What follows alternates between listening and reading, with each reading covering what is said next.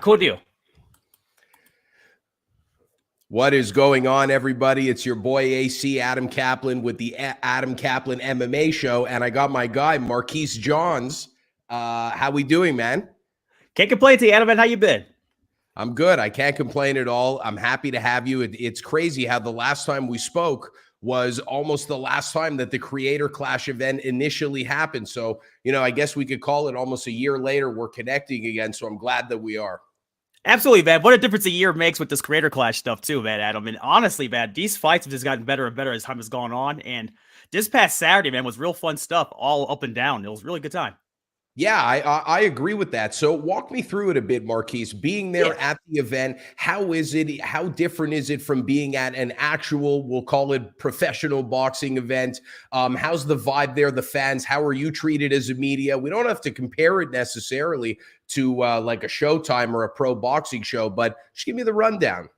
Yeah, just in general, the way these shows are set up in terms of Creator Clash, it's pretty much the same. It's the same process for all these shows, media-wise, where you just go on, we go in, there's the certain section you're roped off and all that fun stuff. That whole process doesn't change. But what's the difference actually for me, Adam, in these fight cards is by far without a doubt, these influencer cards and especially these Creator Clash cards, it's the crowds that are involved with these, where it's a crowd that's going there for the actual experience, not the actual fight result itself. It's a totally different vibe and a totally different expectation going into it.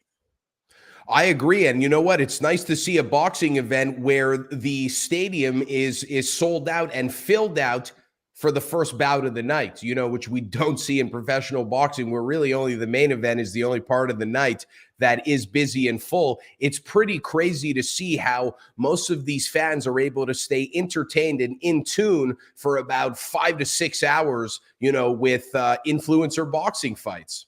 No, it's insane that you put it in that perspective that you can sit for 5 hours of just guys and girls just sitting for a ring and fighting, and it's absolutely insane if you really think of it in that perspective. But the one thing that these cards do, and I will give them credit for, as opposed to most professional boxing shows, is they do keep the show moving a little more fluid, as opposed to actual professional boxing shows in terms of broadcast stuff. It's night and day. Where it's one of those things where at a professional boxing show you can set your clock to it, where there's a bathroom break where you can go, who's talking to who at a certain time before the main event starts. At this, it was pretty much fight, a brief second, promo package, next fight, repeat. It was the same thing twice over. It became a very constant loop, actually, and there really wasn't any downtime in this fight card. Even though the only downtime there really was in this card per se was midway through it, Crash Bandicoot came out and killed some time. But outside of that, essentially, it was pretty much bang, bang, bang, keep it going. It had a club show feel when club shows do this, where because they have like 20 or 30 fighters on this card, where they get everybody in for these rounders and get out before the city noise ordinance and time goes up. So it's a different process, and it's a whole different vibe. It really is. It is a whole different process and a whole different vibe, but at the same time, you have to appreciate it also, because I give Ian Idubbbs a lot of credit, because the guy is putting on events, and his wife, they're putting on events with about, 10 to 12 matchups, and very little of them actually fall through and cancel. Minus that Froggy Fresh one that we could get into after. I don't know if you're into the controversies of that stuff, but more importantly, you know better than anybody that being a fight promoter is not actually that glamorous, and it's very hard to put together evenly well matched up cards without looking like a bit of a sketchy promoter. And you know what? I gotta say, they do a really great job at honing a strong card. And, I would say that some of the bouts are one-sided, but not entirely all of them. No, in fact, that was one of the big changes from the first Creator Clash as opposed to the second one. Was the actual matchups in this one, per se, for the most part, were a lot more balanced this time around as opposed to the first time around. Part of that was because I will admit, Adam, that the first Creator Clash, nobody knew what the heck this was going to be. Yeah. The second time around, there's a baseline that people were expecting to see what was going on this time around. So that was kind of meta a little bit. But in terms of the actual matchups, for the 12 fights they had, with the exception of, I can say realistically, just visibly sitting media side, about 4 of them. 4 of them visibly, you can tell where it's like, okay, this is a little goofy. But they met the state of Florida weight requirement, which is within 10 pounds, which is, as crazy as that sounds, 10 pounds on television looks a lot different in real life, by the way. I can tell you that much too also.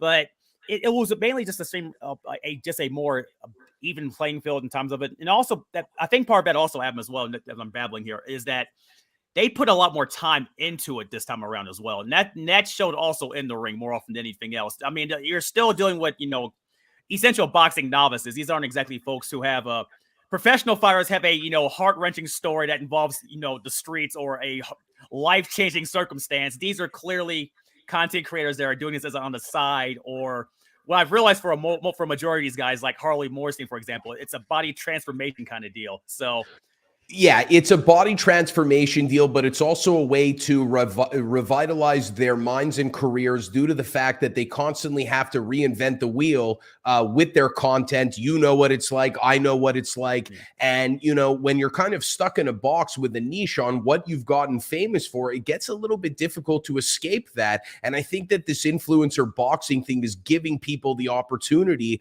to kind of shift that momentum a little bit. And, we've seen it in a lot of fighters that got interviewed on the night, that they were really, really surprised in how much they were going to take a liking to this, focusing on their nutrition, focusing on their water intake, getting their sleep right, getting their kilometers in, hitting the pavement. Look at Harley. The guy was 276 and then he came in at about 240. And I'll be honest with you, the cameras didn't do him justice. He's a lot leaner than that.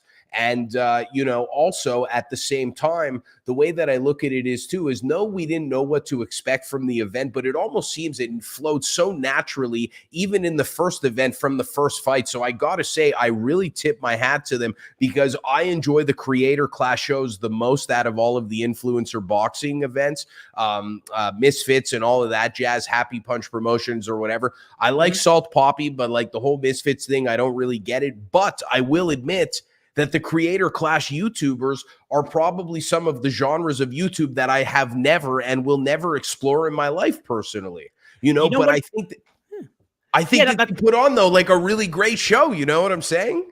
Yeah, no, I do actually. And what it is, Adam, is that the majority of the guys that were YouTube creators that were pretty much fighting in this are essentially like the guys that pretty much my age demo, where it's like this is like like stage one, like early stages of YouTube stuff. Like pretty much these guys were on YouTube back when the Waddle Duck song was a big thing, and cat videos and Mrs. Peaches and all this other pre-2000 stuff. It's really yesteryear stuff. I mean, I wish I had the foresight to be on that train a long time ago, but these guys were. And I think to back up your point also, Adam, is that they are trying to use this as an outlet to springboard onto other ventures, as you mentioned, because they are getting sick of. I mean, let's be honest, this content stuff's a grind. You got to keep this stuff coming and coming and coming and coming and coming. At some point, you get sick of doing this. So, and I've realized with a lot of these folks, that's what they're doing and trying to shift focus, doing either other skits or other characters that they play and say on their own channels, because and just in general, just the whole different mindset of just reinventing the wheel.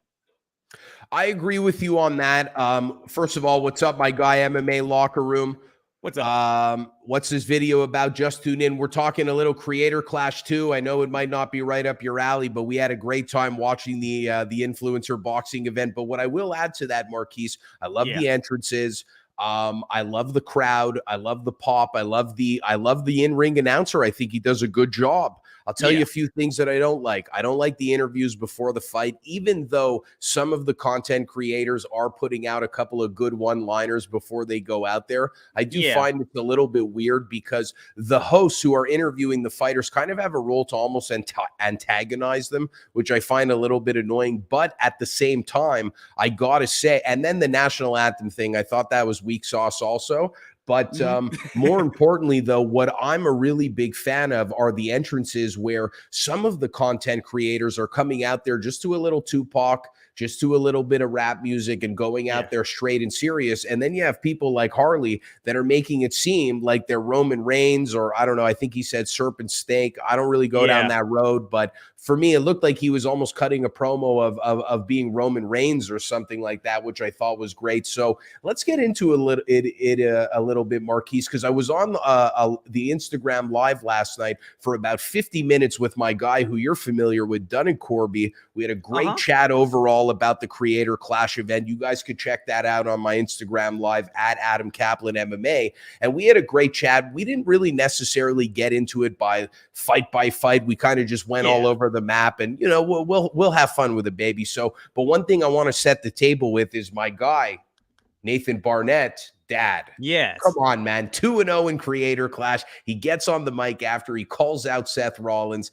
He calls out the WWE at 42 years old. He's really another guy like a Harley Morenstein, but I would say even more that Dad is really relishing in this moment and really holding on to it and honing it, and he's grabbing it by the balls. And in my opinion, I think that Dad should get a much higher spot up on the card at Creator Clash 3.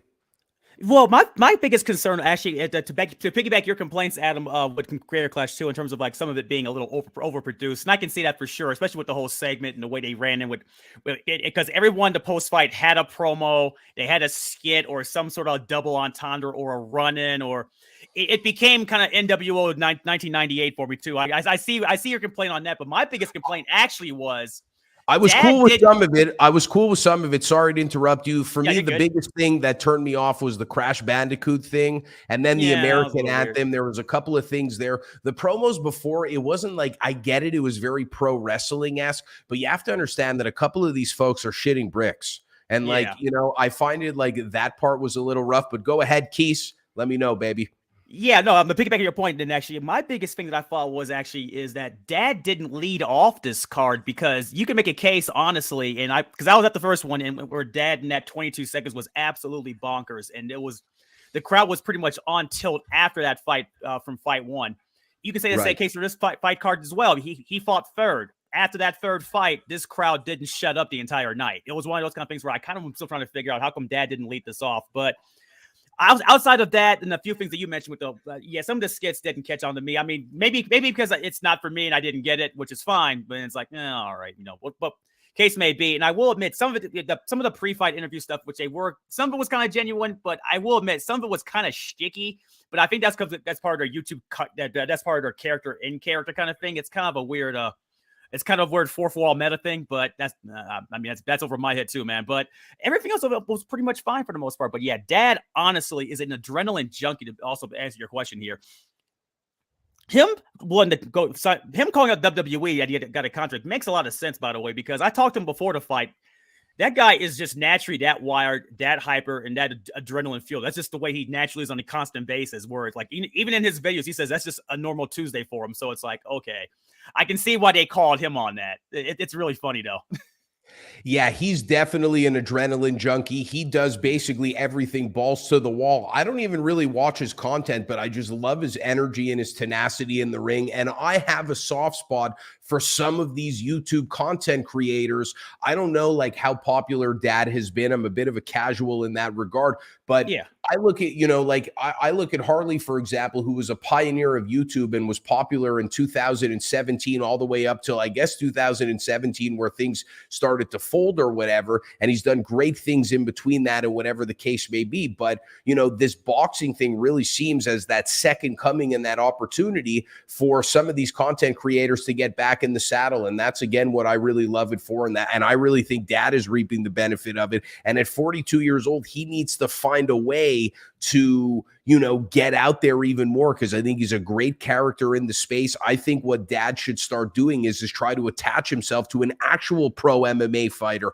or an actual pro boxer. Try to attach himself in that space as well, gain a little bit of more popularity in multiple spaces. John Hennigan, Johnny Morrison in the WWE or the AEW or whatever, he's affiliated with Nathan, with Dad, but I think Dad should get linked up with some real fighters. I think that would be pretty badass. You know what I'm saying? I think that would be pretty cool. And that was great in itself. What else do we got on the card? I got to pull it up. But Marquis, one thing I wanted to ask you while I'm pulling up the card, baby, is I wanted to know, how was the overall vibe during the fights? Are you walking around backstage? Are you talking with creators? Are you talking with familiar faces? Or are you more or less sticking to yourself for the 48 hours that you're there? No, pretty much it depends on what during the fights. I kind of bounce around more often, especially during the breaks when they're showing the pre-motion pictures and just playing music, whatever have you. The one thing I've realized is just wandering around, you run into a lot of the same familiar faces, because a lot of the faces that were at the first one were for more often than not. About 75% of the people that were at Creator Clash 1 were at this one. So it helped out a lot in terms of familiarity and just seeing a lot of the same faces. Seeing Austin, for example, he was the guy that pretty much created essentially every outfit that was on in the ring for with the exception of maybe about 3 fights. So it's a lot of those people. You see a lot of the same people over and over again. Got to see the same people promotional wise and the promoters itself. Really a fun time as a whole. But the actual vibe at the crowd, I will admit, the crowd was a lot older this time around, and the reason for that, Adam, was one, it was at the Ice Palace downtown where the hockey arena is, where they could sell beer, and two, the majority of it is because that the crowd that was at the first Creator Clash that made it that had that whole youthful vibe because it was on campus at USF. Yes. People forget when it happened last year. It was literally smack dab before Summer 1 kicked off on the campus at USF. So all the kids were on campus just lingering around, goofing off in front of the arena. So that was the big thing that made this big different than anything else. This time around, in this past weekend, Adam, if you flew into Tampa, the first thing you heard about and the last thing you heard about was that Taylor Swift was in town, and she was in town for 3 nights at Raymond James performing the same hits. So she made a lot of things more logistical, nightmarish than it should have been. But the big thing that take away from this crowd that was at this Creator Clash 2 as opposed to the first one was that it was an older crowd and it was a more interactive crowd as a whole per se. I think the first crowd honestly was just there to make noise and just be heard per se. This one was just more just to be around and just part of the atmosphere. I mean, Adam, the wave broke out during this fight card on several occasions. I haven't seen a wave like that. I haven't seen the wave since I was playing baseball in Little League. So it's been a while. Well, you got to come over to the Great White North in Canada. You'll see the wave at every hockey show and all of that. So it's pretty popular. But yeah. I love that. I mean, one thing that I thought was a really interesting thing is that because last time it was at the University of South Florida, Sam Hyde and his crew of Brandon Buckingham and the lads got to kind of troll around and interview all of, the college students and get some pretty good content. And then kind of the story of the night is that Sam Hyde and the posse were kind of dress up as women, I guess you could say, and kind of crash the event. And then they had someone on the inside take a close picture of iDubbbz, making it seem like Sam was close in sight, but it was a complete troll job. Let me ask you, when your boots are on the ground at the Creator Clash events, how much chit chat is actually going on about the great Sam Hyde? When I was sitting at ringside, or pretty much during the entire fight card, I'm going to disappoint a lot of folks and say absolutely zero, because essentially they were there to see who was actually on the card. And the one suspense I will admit at this fight card, as opposed to last time around at Creator Clash 1, we got a bout sheet knowing who was fighting first, second, third, and fourth. They kept that suspense from everybody, media included. So you didn't know who was fighting next until they showed the promotional package and the video up top, essentially showing who it was. So that makes sense. What up, yo? Follow my guy TMM Official on Instagram. He's got some of the greatest dark humor, toxic memes, satire posts. He's a funny dude, and most importantly, he uses the term goober on a daily basis to call people out, and that's just a great word in itself. So shout out to TMM Official.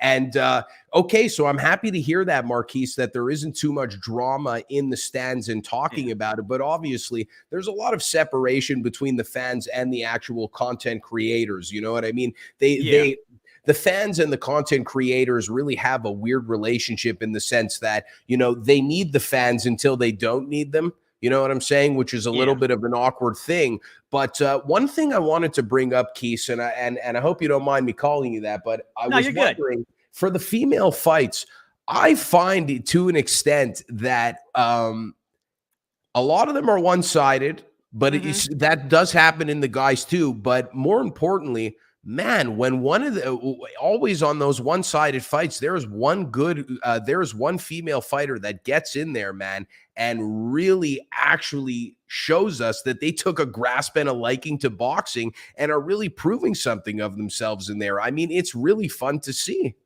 No, it really is. And to piggyback your point with that and mentioning it off the top, give you a great example. Yodeling Haley looked worlds better than beforehand. This time around when she won on the second Creator Clash here, as opposed to the first one she lost to Justin Minks. But in terms of the one-sided fights, who was that again? Haley Sharp. Okay, yeah. Haley Sharp won, and because she looked a lot better this time around than she did against Justin Minks. But it also helps this time around, Adam, that the matches were they tried to get them as more even as possible, but I will admit the disparity in weight in women's boxing is still there no matter where you go, regardless of size and stature, and even in the celebrity realm here, it's apparent. For Hey example, man, even Amanda Nunes can't really kind of find herself, or Chris Cyber can't really find herself in MMA sometimes also. So I completely agree there, and I know exactly who you're talking about now, because Haley Sharp kind of took an ass kicking in her last fight, but showed a tremendous amount of heart, and you can almost see also what a year has changed too, because last year when Haley Sharp was fighting, it was like watching like your little sister get her ass kicked, you know, and then a year later you could even see that she's matured, and then she was on the winning end of things. It really didn't seem so bad after, because man, last time with the bloody face and the whole thing, it was like watching your little sister get her ass kicked. It was kind of tough, but I'm really liking the fact, man, that some of the women are getting in there and not even realizing how much boxing is actually changing them in and you know, their brand and their overall demeanor and how they carry themselves. And man, in some of these fights, I mean, there was another one I wanted to specifically bring up. Alana Pierce defeated Mika. I feel like Alana Pierce is the Australian girl. Yes. That's not who I want. No, that's not who I want. I think it's Michelle Kerr. I don't know, Matt. I think it's Michelle Kerr. Is she the girl who does the League of Legends stuff? Yes. Dude. She fought in the Andrea Botes fight, and she looked really, really good, actually. She actually impressed me more than anything. Yeah, she impressed me out of a lot of them. I mean, Jayla Ray looked good against Sabrina, but I spoke with Sabrina beforehand. She knew going into it that there was going to be a weight disparity issue. You could see that visibly on the broadcast. It was pretty apparent. But it was stuff like that where I thought, like, man, but to piggyback your point that you mentioned in terms of the women's box, the women that are fighting and getting into the ring here, it helps out as well, just on the grand scale, because there's a grand rising here of women's boxing as a whole, up and down, left and right, no matter where you go. It's in the latest Creed movie. I won't spoil that for you if you haven't seen it. I mean, you're not missing much if you haven't, but it's in that. It's in actual women's boxing itself. I mean, people think in the professional ranks, one of the best fights last year was Katie Taylor and Amanda Serrano. You're not going to find a lot of folks that are going to argue against that either.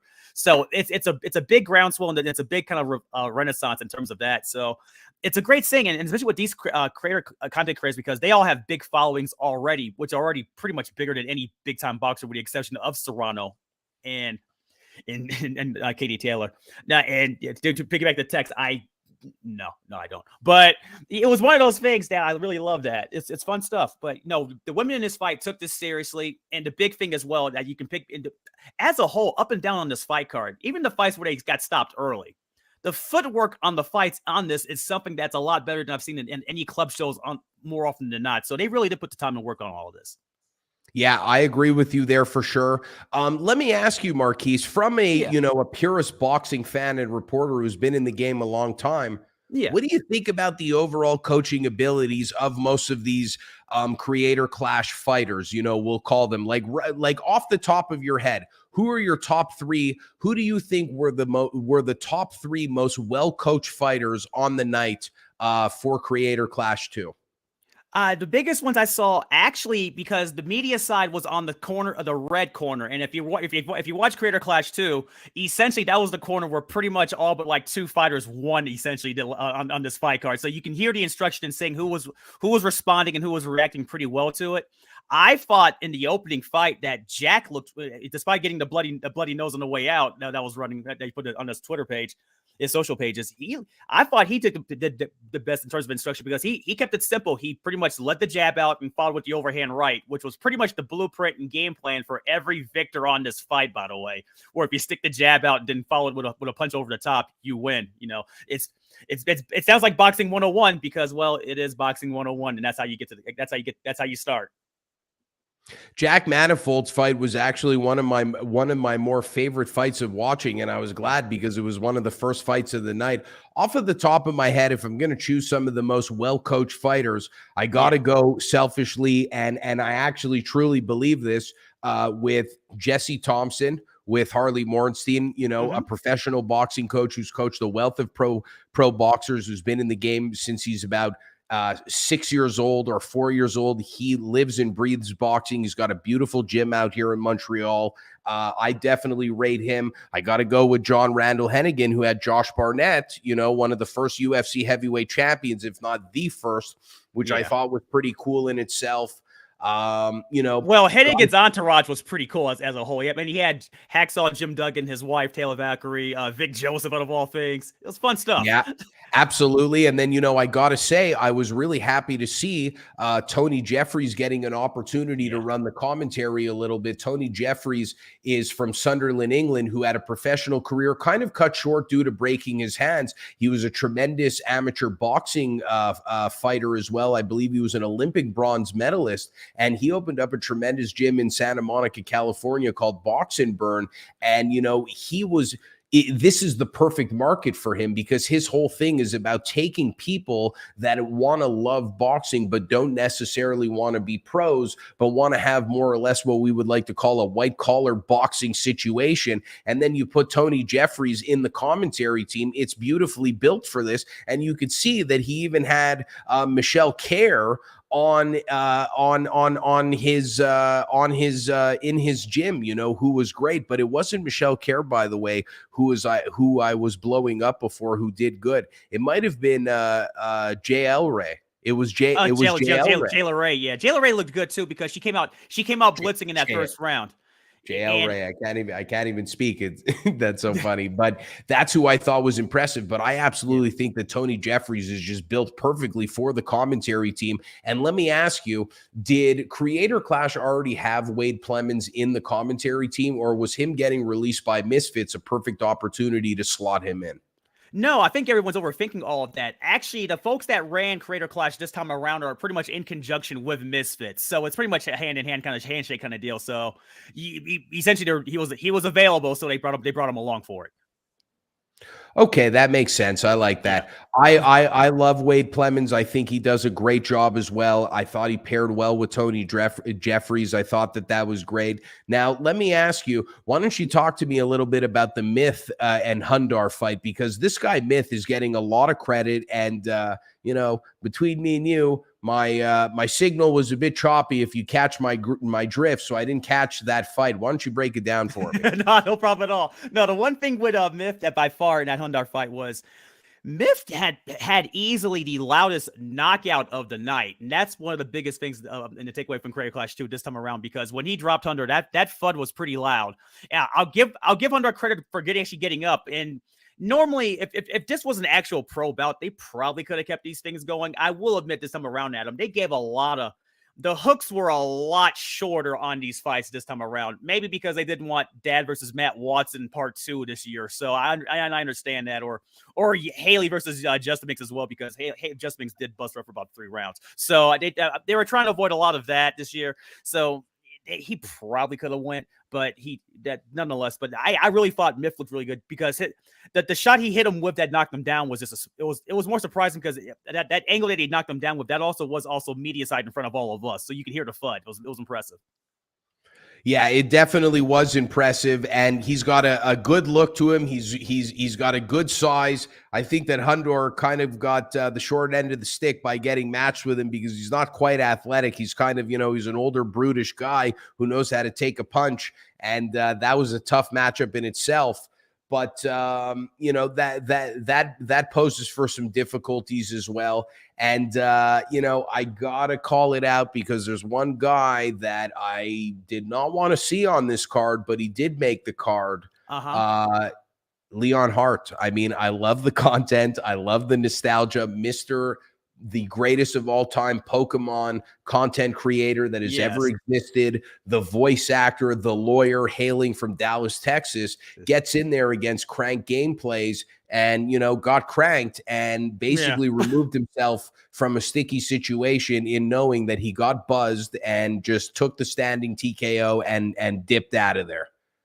No, that was a good shot by Ethan, by the way, because he pretty much, what happened was, because it happened in the second round as well, he pretty much got hit something first, and then Ethan countered back with a flurry, and that flurry was something that no one saw coming either, and that was actually really impressive too. And I'll give Leon credit for showing up. Actually, everyone here for the most part really did pretty well, and in terms of actual post-fight anything scenarios, there's nothing really insane. With the exception of Jack's runny nose, Ian's got a couple of stitches. I think it looked like about a 10 or 12 stitch job. It wasn't that bad. Outside of stuff like that, outside of regular boxing things that happen in sparring, nothing really insane happened with this, which is also good to see. Also considering that boxing is one of those sports where you can't play it and getting knocked out hurts. So it's always good to see.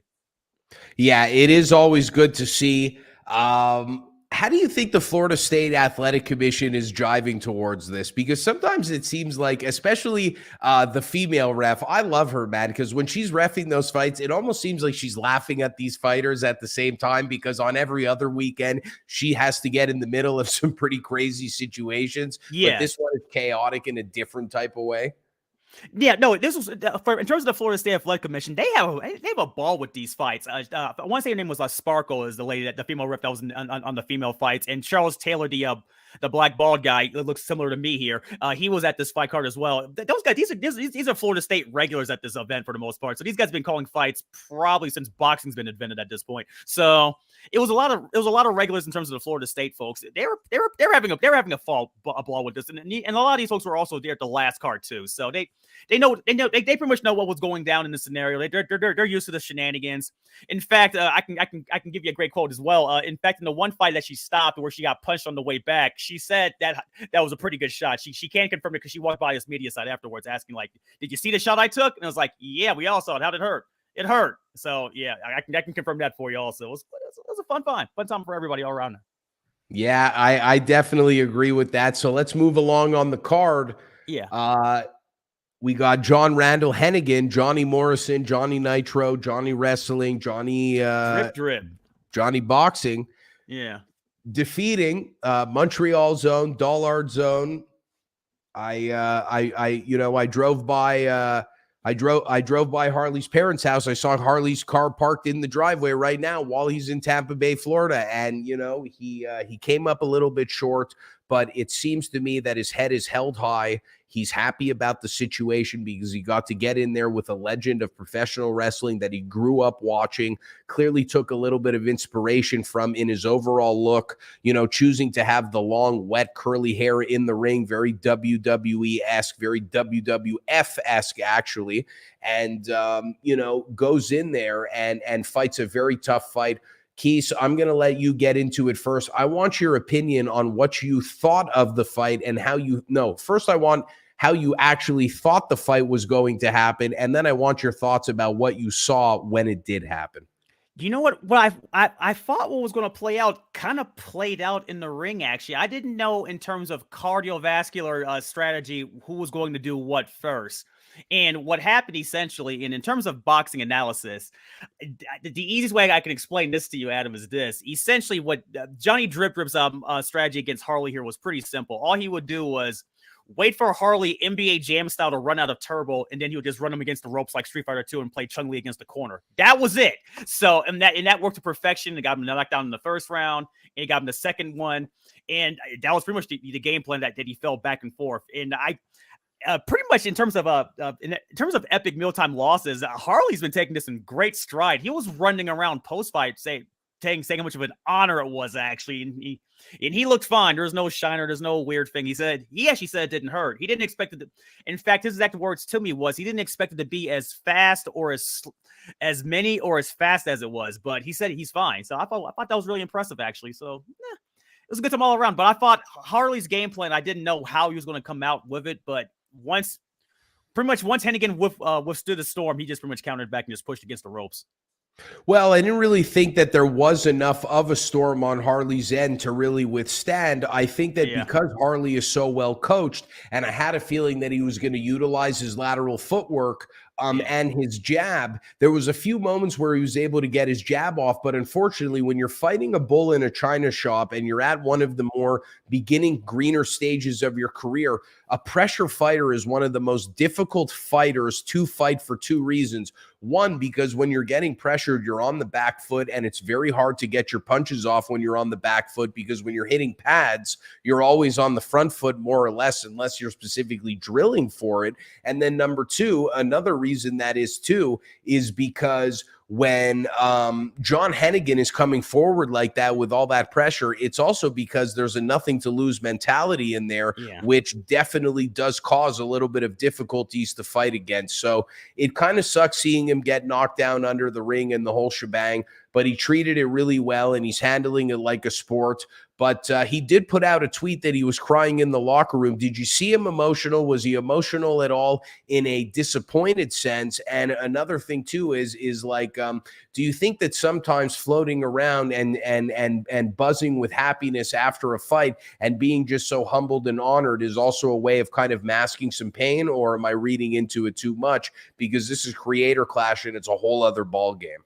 You know what? I think you may be reading into it slightly, only because I spoke to these guys afterwards, and these guys didn't exactly seem like a professional bout where they lost their dog or anything crazy happened. So it was really just it was still happy on the way out. It was really just a general happy fun time just in general as a whole in terms of that aspect. But the one thing that Harley I think was crying about more than anything else, and it's something that Dad mentioned to me about his first fight that you can kind of see in the second fight as well, where I think these guys were all pretty much adrenaline out to the point where essentially you had to let out in some sort of motion. I think he decided to let it out in a cry. I don't think it was a cry of tears of disappointment because he was pretty much cheering post fight saying it was an honor to be there with him. Because I think for a lot of these guys and Adam, a lot of folks have been saying it online as well. And the general statement and feeling you'll get from a lot of these content creators in this fight card is that they say getting into the ring with these fights is like the best night of their lives, and so far you're seeing a lot of that trickle back down again.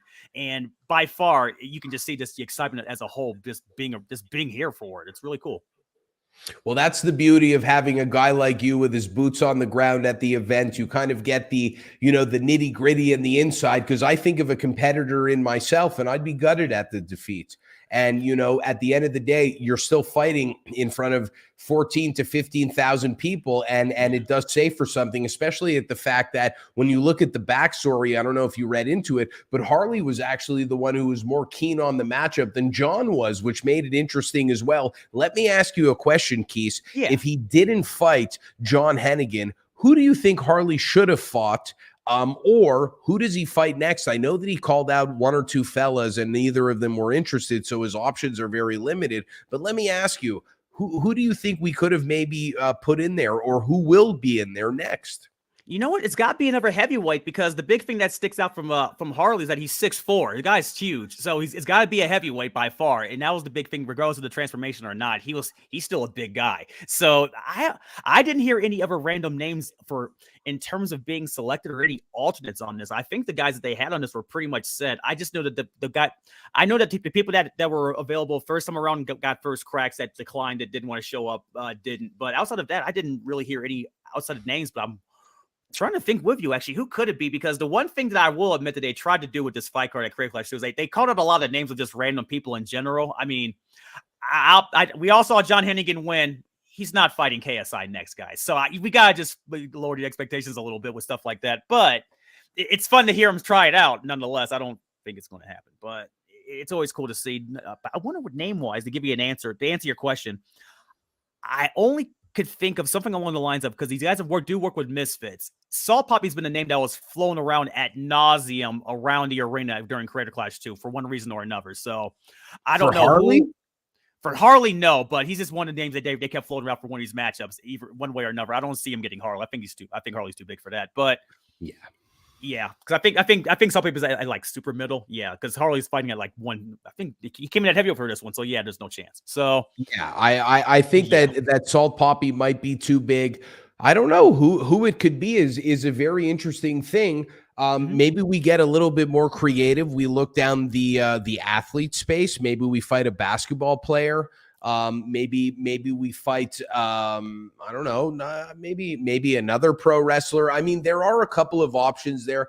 Honestly, I'll be real with you. I don't know if you're really into the whole antics, but I think that the whole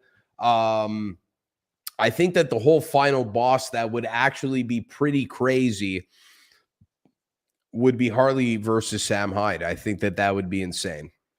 No, that would be cool. I just don't know if we get that. I'm just trying to figure out what we're trying to get with this as a whole with the influencers here. Just and just in terms of a pecking order, who's doing what against who. I don't know who we're going to get next on that, but it's always interesting to find out if we get anybody in terms of getting guys that are new to the foray, I would like to see a lot more actually, because I think the next step in terms of what you're mentioning, Adam, I think we are getting the athletes next. I think that's the next transition here. Either we're getting more athletes or we're getting more indie wrestlers. I can definitely see us getting more independent wrestlers like WWE, XWE guys that have nothing to do. I can see a lot of that coming on too. That's interesting you say that, because I kind of find that Creator Clash is very protective in the type of character that they bring into the event, minus like John Hennigan and Harley. I find that Harley and John were two fighters that were against the grain and the mold of Creator Clash. But I do find that Creator Clash will be protective about bringing on athletes and people from other spaces, just because it kind of meshes and jives a little bit differently. But at the same time, if it's only one or two opponents, then it really doesn't change the whole thing. And realistically, most folks that have come into the Creator Clash space, even professional boxers that fought on it last time, learned to actually like it and love it. So that was pretty cool in itself. Let me ask you a question before we get to the main event. Are you familiar with the whole Froggy Fresh beef? Are you familiar with the fact that Harley was basically the only person going to bat for Creator Clash? He was even defending the honor of Creator Clash more than iDubbbz and Anissa themselves. Do you know anything about it? Let's chat about it if you do. Nah, the only surface information that I got, and pretty much speaking with the guys directly, because I skimmed through and I talked to Anisha briefly about it at Creator Clash down there. Essentially, the Cliff Notes version that I got was what I think you may already have as well. So correct me if I'm wrong on this on my part. But essentially, what Froggy Fresh violated was something in the contract where some sort of weird stipulation where he said something weird about something, and they had to take him off of it because of it, is what I gathered. And they tried to reach out to him about it, and he never responded back until it was already after the fact, is what I gathered. So it's one of those things that the way it sounds like Froggy Fresh had in terms of this.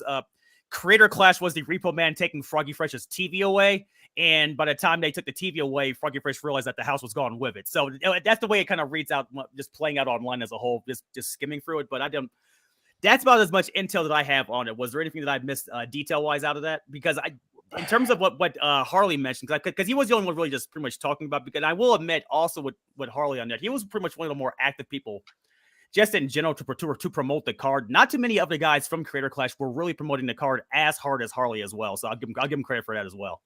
Well, I mean, there's a couple of things there. First off, let's talk about this. I mean, you know, the comments that Froggy Fresh made obviously weren't necessarily called for, in the sense that when you're given a contract to somebody, you almost have to look at them as your boss. And you would never say to your boss, hey, I'm going to subscribe to your OnlyFans page. You would never talk to your boss like that, technically. No.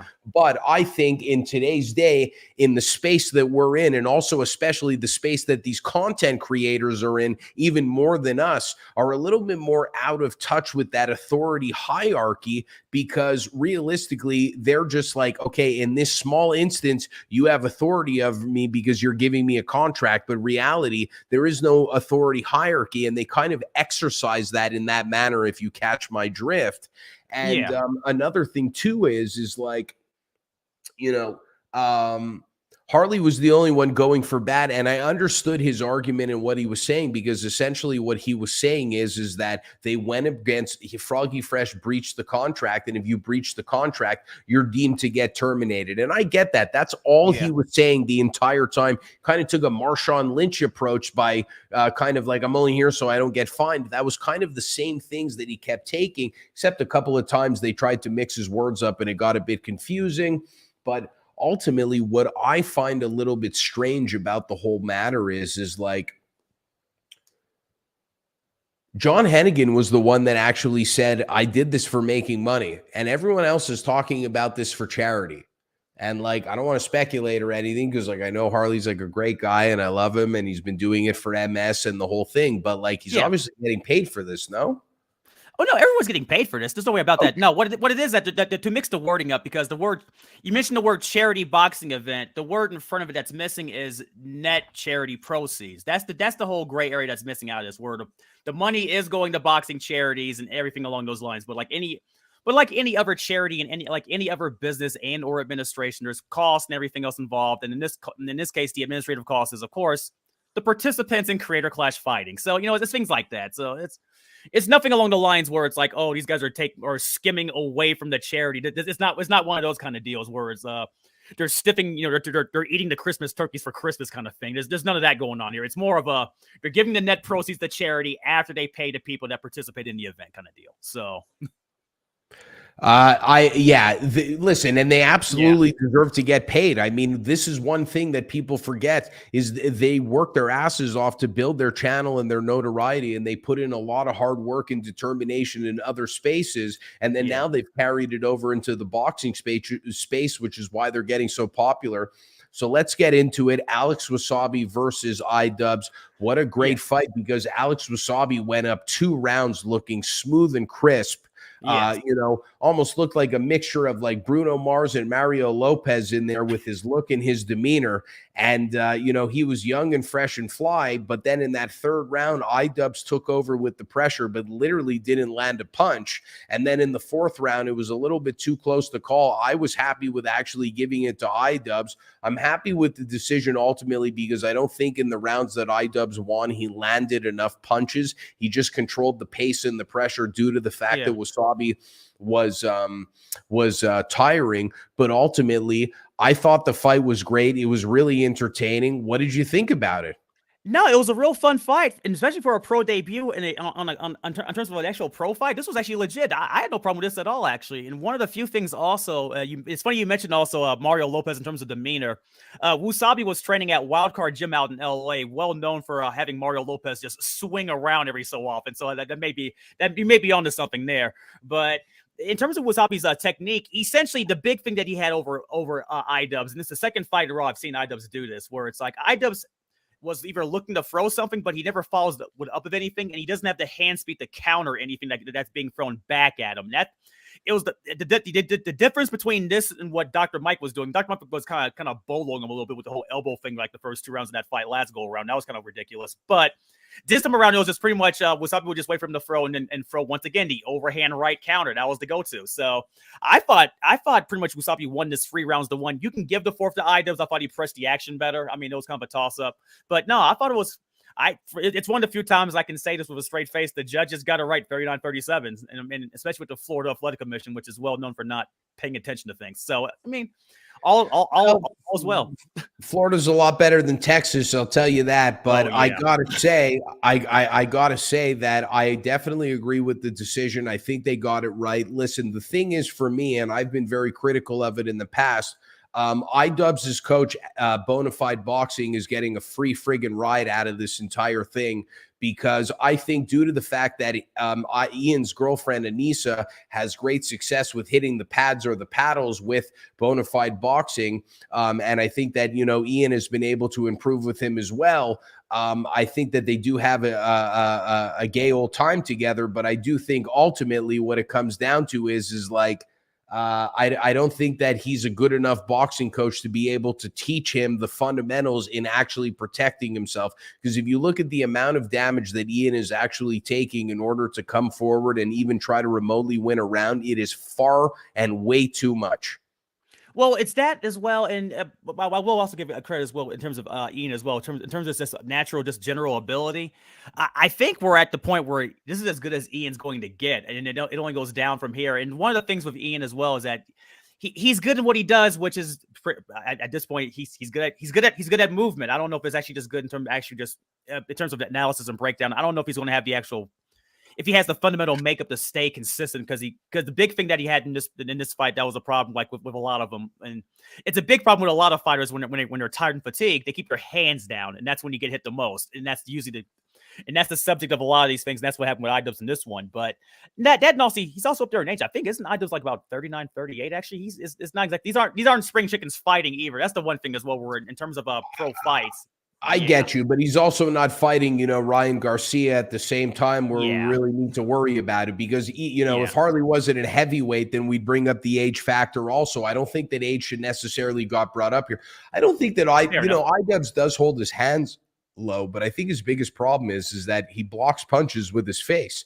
I think that's pretty much the biggest issue there. But Alex Wasabi's coach made a very big tell in between the second and third, or the third and fourth round, I believe, where it was like, you're not going to just give up this fight and give away the match and call this and have them score it a draw against this guy. You are much better than him. Don't let the fact that you're tired take away from your heart and your skill level. You are better than this guy in every way, shape, or form. And I believe that. But at the same time, that type of speech, I know we saw that in MMA with Leon Edwards, who won the welterweight championship, but this is a little bit different. And if I'm the likes of KSI, I'm licking my lips at that opportunity.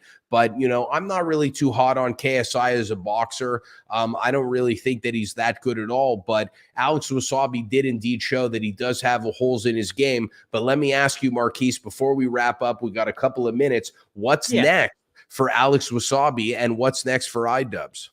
You know what? I'm still trying to find out myself, actually. iDubbbz, after the fight, had the hint that he's only 32. That's good to know. But iDubbbz had the body movement and body language of a guy who was unsure what he wanted to do next fight wise. So I'm not sure he's fighting on career class 3 here, but I'd be shocked if he's not involved with any participation involvement in it. So I don't know what's next for him. I don't know also if Wasabi wants to continue this as a professional thing. I really just think he wanted to just fight as just to see how he would stack up against iDubbbz more than anything else, because he was talking smack.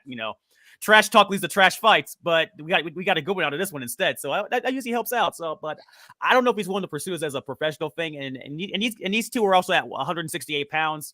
You mentioned that these guys are looking at KSI. They mentioned him out. I don't see that happening. I mean, into professional and on the professional ranks, no, these guys are far away from being far away. So it's all I definitely agree with that. I mean, I guess I'll take the guy who Alex Wasabi called out, Guava something. I'm cool with that. I would love for iDubbbz to return. Who he returns against, I mean, I doubt they do the rematch with Dr. Mike. They're obviously not going to do the rematch with Wasabi. So it would be interesting what they do pull out of their hat. I actually was pulling for Brandon Buckingham, but I know they're never going to give a guy on Team Sam Hyde's side a little bit of notoriety and shine in a big slot against iDubbbz, because there would just be way too much shit leading up and during and after the fight that, they just wouldn't want to have to deal with. But in my opinion, I absolutely think that Wasabi should probably be the main event.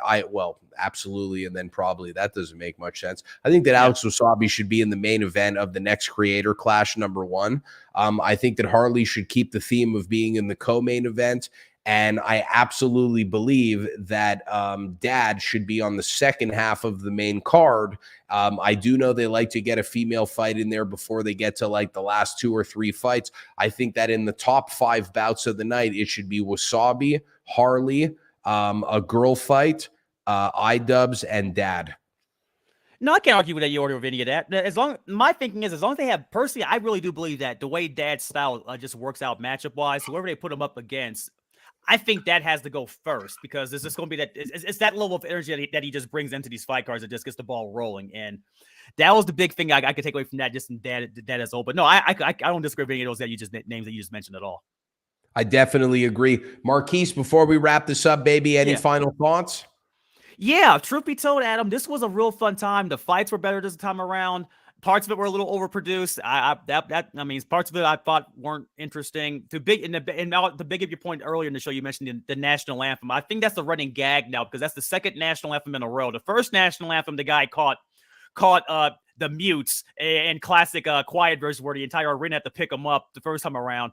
Second time around, they did this weird karaoke shtick, which I thought, I mean, as an American, if I was really a flag guy, it's French disrespectful, but I get it. But, so I'm expecting we're getting more Roseanne type national anthem type shtick with the national anthem for these Creator Classes for now on, which is whatever. So. Well, we're definitely not going to have anybody from the Patriots party singing for the Creator Clash 3 national anthem, but I digress. It's part of the game. Marquis, I got to say, man, it was way too long to get back on here and speak with you again. I hope that we could do this again a lot sooner, and I'm hoping that I could figure out a way to be at Creator Clash 3 to be able to cover it with my boots on the ground right next to all of y'all. And again, appreciate you coming on the show. Let's stay in touch a little bit more and, keep doing your thing, baby. You're one of the good guys in the space. and I always appreciate that. No problem, man. Always. Thanks for having me out, man. Thanks for your time. We'll do this a lot sooner than Creator Clash Free. I promise you that, man, for sure. Absolutely, baby.